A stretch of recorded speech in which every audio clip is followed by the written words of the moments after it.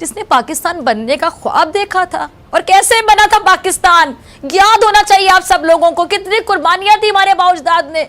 ऐसे नहीं बना था हमारा प्यारा वतन पाकिस्तान।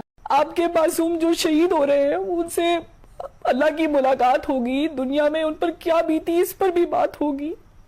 खुदारा अपने मासूमों को तलकीन कीजिएगा कि वो अल्लाह से हमारी शिकायत ना करे, बल्कि अल्लाह से ये दरख्वास्त करे कि वो हमारे जैसे कमजोर ईमान वालों को ताकत अता करे, क्योंकि हम भूले हुए हैं। जो आज का वारफेयर है वो मेरे ख्याल में इधर भी कोई तरन वाला नहीं है। अब टाइमिंग देखेंगे हमारी क्या होती है। मगर हिलाली साहब, कोई क्या do you see any light at the end of the tunnel कि दुनिया इस एनाइलेशन के जो किनारे पर आ गई है वो बच सके? देखिए, आपके खिलाफ कौन है? आपके खिलाफ हिंदुस्तान है, इजराइल है और अमेरिका है। रशिया जो है इजराइल इंडिया का पुराना दोस्त है, उन्होंने कुछ नहीं करना है। सिर्फ और सिर्फ चीन आपके साथ खड़ा हुआ है। जैसे ये क्राइसिस शुरू हुआ तो इजराइल ने इंडिया को हथियार और पार्ट्स और जो भी है एक एयर ब्रिज बना दिया था बिटवीन इजराइल एंड इंडिया। उस वक्त मैंने कहा ये तो प्लान है। उन्होंने कहा मारवाओ 1500 लोगों को, अब इनको एक मॉन्यूमेंट खड़ाएंगे इनके नाम पे और वे कहेंगे कि ये हैं द रियल हीरोज ऑफ। ये सब बनावट है, ये सब अमेरिका, इंडिया और इजराइल। यार, क्या आप समझते हैं 10-20 राफेल से कुछ हो सकता है? आप मुझे बताएं। ये हमारे पास उनका तो डिलीवरी आ गया है, वो JF-15 का, उनको गिरा सकता है। तो राफेल तो न्यूट्रलाइज हो गए, मगर इसने तो रुका तो नहीं, मूडी तो रुका नहीं। पता नहीं, मैं तो समझता हूं बड़ा मुश्किल किधर हुआ है। 2 nuclear countries will provoke each other to the point जो हिंदुस्तान ने आज प्रोवोक किया है। क्यों किया है? इसलिए उसको पता है, उसको शायद रीअश्योरेंस मिल गई है, मगर उसको पता है कि मेरे साथ अमेरिका है, मेरे साथ रूस है, मेरे साथ इंडिया, मेरे इजराइल है। What is buddy's strength? Hinduism. या ये आदमी is a bigot, he is an extremist, he is a homicidal maniac. तो ये होती है ताकत। जब लड़ाई करनी हो तो फिर हर महाज पर लड़ना होता है ना, हर महाज पे आपको फिर मुकाबला करना होगा। बेशक राफेल जिस सतह के भी हैं, पाकिस्तान के लिए एक ऐसा खतरा है कि जिसके लिए वो राफेल जो है, अगरचे कि उसके ऊपर उन्होंने कुछ $7 अरब खर्च किए। इंडिया जितने असलहा ले चुका है, वेपन प्रोक्योरमेंट तकरीबन $100 बिलियन की वेपन प्रोक्योरमेंट है, एंड ये सारे का सारा असला कन्वेंशनल असला है।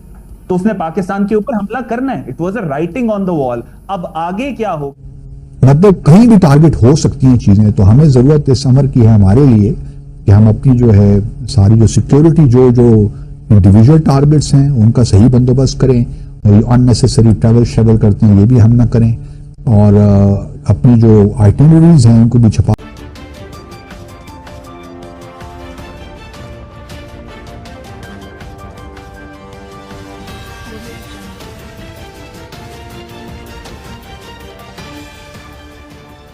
नमस्कार दोस्तों, मैं हूं नीरज और आप देख रहे हैं दुनियादारी। दोस्तों, ये बात तो हम सभी जानते हैं कि पहलगाम में हुए टेररिस्ट अटैक के बाद भारत ने ऑपरेशन सिंदूर चलाकर जो पाकिस्तान को मुंहतोड़ जवाब दिया है, उसे देखकर पूरी तरीके से सभी कोई हैरान रह गए हैं। बताते चले कि भारत ने पाकिस्तान में पल रहे टेररिस्ट ग्रुप के ठिकानों पर काफी ज्यादा ताबड़तोड़ हमले किए थे, जिसके बाद पाकिस्तान आर्मी पूरी तरीके से सुन्न हो चुकी है। बताते चले कि भारत की इस एयर स्ट्राइक को देखकर पाकिस्तानी मीडिया ने कहा कि भारतीय एयर स्ट्राइक का जवाब हमारे पास बिल्कुल भी नहीं था। पाकिस्तानी मीडिया का यह भी कहना है कि भारत ने जो हमारे ऊपर एयर स्ट्राइक किए हैं उसमें कहीं ना कहीं इजराइल और अमेरिका भी भारत का साथ दे रहे हैं। पाकिस्तानी मीडिया ने यह भी कहा कि भारत की आर्मी बहुत ही ज्यादा बड़ी है, हम उनका मुकाबला बिल्कुल भी नहीं कर सकते हैं। अगर हम चाहते हैं कि हम किसी भी तरीके से इस वॉर से बचें तो हमें भारत के सामने एक बार फिर से घुटने टेक देना चाहिए। इसके साथ साथ हम आपको यही बताते चले कि ऑपरेशन सिंदूर में JF-17 को भी मार गिराया गया है। इन सब चीजों को देखकर पाकिस्तानी मीडिया ने कहा कि ना तो चीनी लोगों पर और ना ही चीनी सामानों पर कभी भरोसा करना चाहिए। तो दोस्तों, आइए चलते हैं और देखते हैं कि पाकिस्तानी मीडिया ने ऑपरेशन सिंदूर को लेकर और क्या कहा है। वर्ल्ड बैंक का हेड है इस वक्त, वो इंडियन सिख है। आप क्या एक्सपेक्ट करेंगे वर्ल्ड बैंक से करने के लिए? आपका इससे ज्यादा पावरफुल मुआहिदा कश्मीर पे था, उन्होंने 370 खत्म कर दिया। जब यूएनओ ने चैंचा करने की कोशिश की, उन्होंने उनके पूरे वफ्द को उठा के throw it out. Don't you remember कि 370 के बाद उन्होंने क्या किया था? International order has practically collapsed in the world. There is no UN, There is no European Union. There is no liberal world order. There is no bloody democracy in the world at the moment. बची खुची जमीन को हम मिट्टी में मिला देंगे। वो तो बिहार में हूं या जहां भी हूं, जाके पाकिस्तान का नाम लेकर भी और लिए बगैर भी कुछ और ही कॉन्सिक्वेंसेस हमें दिखा रहे हैं। मोदी की हठधर्मी ने भारत को एक आलमी बदमाश, वो गुंडा नहीं होता, वो बना के रख दी। हिंदुस्तान जो अपना वेट, अपना जो हमारे से 10 गुना ज्यादा बड़ा है, 4 गुना ज्यादा फौज, 6 गुना ज्यादा एयरफोर्स, 8 गुना ज्यादा नेवी, उनका एयरक्राफ्ट कैरियर अभी उधर लाके खड़ा कर दिया है। क्या ये फोर्स को हम रेजिस्ट कर सकते हैं? नरेंद्र मोदी के मुजालिम की दास्तानें बिखरी पड़ी हैं, मगर मजाल है कि वो अपने गिरेबान में कभी झांक कर देखे। झूठ, प्रोपेगेंडा, मुनाफिकत, ये है मोदी सरकार का असल और मकरू। अभी तो 100 बिलियन का इन्होंने अभी वेपन्स जो लिए हैं, ये किसके लिए लिए हैं? ये इंडिया ने ये हर जगह जाके जो तैयारी लगे, किस लिए भाई? ये तो पाकिस्तान के लिए लिया है। खुद को दुनिया का सबसे बड़ा सो कॉल्ड जमहूरी लीडर कहलवाने पर बाजी। मोदी की तारीख दानिला इल्मी की इंतहा है। मोदी जब भी बोलते हैं, तारीख कानों को हाथ लगाकर माफी मांगने लगती है। मोदी ने हिंदुत्व के नजरिए का फरोग देने में जदीद साइंस को भी नहीं बख्शा। कभी वो दावा करते हैं कि हिंदुस्तान हजारों साल से मौजूद है, कभी वो सिकंदर आजम को बिहार में पहुंचा देते हैं, और फिर कभी टीवी पर खड़े होकर प्लास्टिक सर्जरी को हिंदू धर्म की इजाद करार दे देते हैं। अब ऐसे शख्स के मुंह से पाकिस्तान की तारीख पर तबसरा सुनना ऐसा ही है जैसे आप कह लें कि अंधे को रंगों की तशरीह करते दिखना।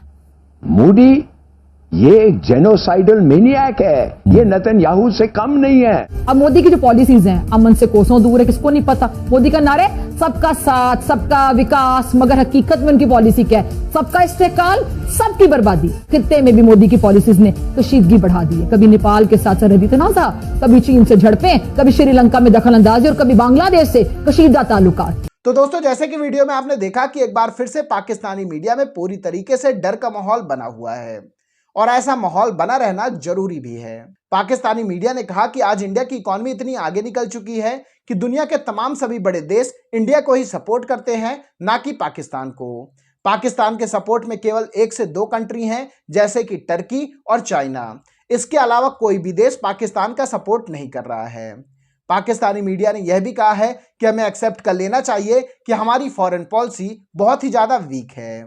तो वहीं दूसरी तरफ इंडियन फॉरेन पॉलिसी की तारीफ करते हुए कहा है कि इंडिया की जो फॉरेन पॉलिसी है वो बहुत ही अच्छी है। उन्होंने रूस, अमेरिका, इजराइल सबके साथ बायलैटरल टाइज इतने मजबूत कर रखे हैं कि जब भी उनको जरूरत पड़ती है ये सभी देश भारत के साथ आकर खड़े हो जाते हैं। इसके साथ साथ पाकिस्तानी मीडिया ने यह भी कहा कि जब भारत ने रात में एयर स्ट्राइक की तब पता नहीं हमारी आर्मी कर क्या रही थी। पाकिस्तानी आर्मी नल्ली निहारी खाकर घोड़े बेचकर सो रही थी। पाकिस्तानी मीडिया ने यह भी कहा कि हमारी आर्मी के बारे में एक बात फेमस है कि जंग कभी जीतते नहीं हैं और इलेक्शन कभी हारते नहीं हैं। यही रीजन है कि आज पाकिस्तान का हाल इस तरीके से हो चुका है।